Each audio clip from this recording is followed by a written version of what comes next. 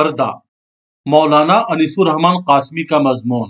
اسلام ایک ایسے پاکیزہ معاشرے کی تعمیر کرنا چاہتا ہے جس میں پاکیزہ خیالی اور نیک نیتی کا چلن ہو، فحاشی و آوارگی کا رجحان نہ ہو اور معاشرے میں بدکاری کے واقعات پیش نہ آئیں، کیونکہ یہ مہلک بیماری صرف اشخاص و افراد کی تباہی تک محدود نہیں رہتی، بلکہ کبھی کبھی تو پورے خاندان اور بڑی بڑی آبادی کو تباہ کرنے کا ذریعہ بن جاتی ہے۔ اس مہلک بیماری کے مکمل روک تھام کے لیے اس کا بھی حکم دیا گیا ہے کہ مرد و عورت دونوں نگاہیں نیچی رکھیں۔ اللہ جل شانہ نے نبی صلی اللہ علیہ وسلم کے ذریعے مسلم مردوں اور عورتوں کو حکم دیتے ہوئے ارشاد فرمایا ہے، اے نبی، مومن مردوں سے کہہ دیجئے کہ اپنی نظر بچا کر رکھیں اور اپنی شرمگاہوں کی حفاظت کریں، یہ ان کے لیے زیادہ پاکیزہ طریقہ ہے۔ جو کچھ وہ کرتے ہیں اللہ اس سے باخبر رہتا ہے۔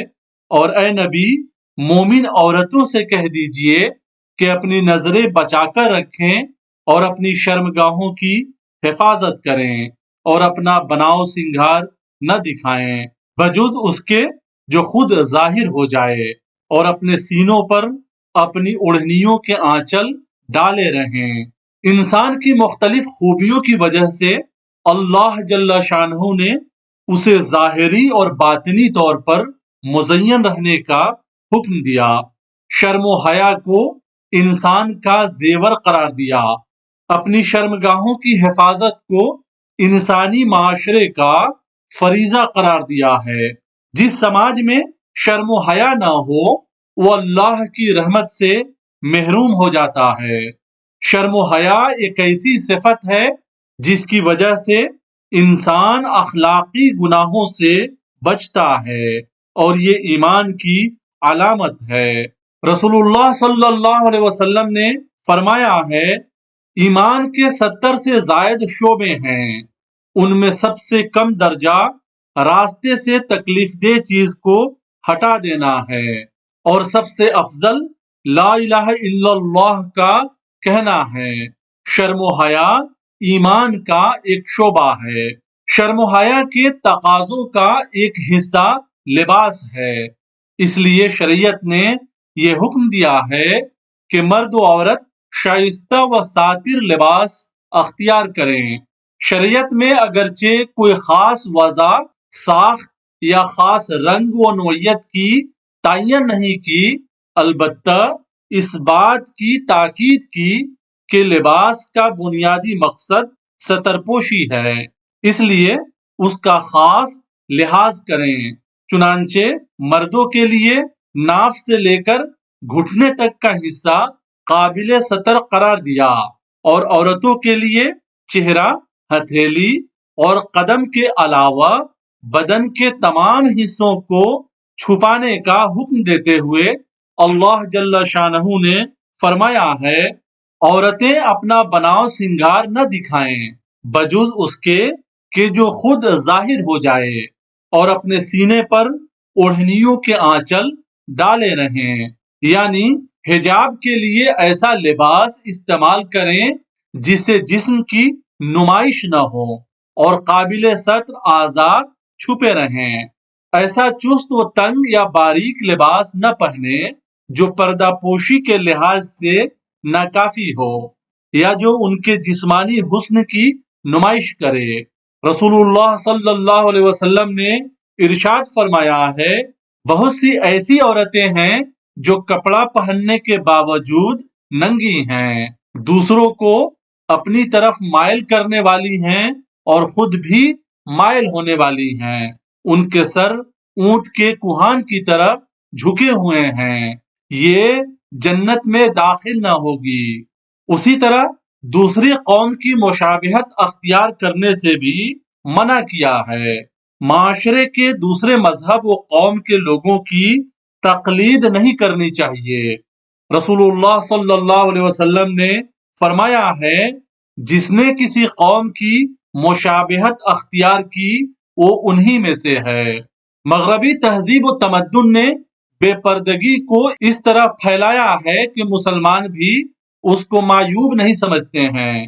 اپنی لڑکیوں اور عورتوں کو اس طرح کا لباس پہناتے ہیں جس سے عریانیت جھلکتی ہے۔ اس کی وجہ سے شرم و حیا ختم ہوتی جا رہی ہے۔ زنا اور فحش کاری، بدکاری عام ہوتی جا رہی ہے۔ رسول اللہ صلی اللہ علیہ وسلم نے فرمایا ہے، اگر تم دو چیزوں کی حفاظت کی ضمانت دو تو میں تمہیں جنت کی ضمانت دیتا ہوں۔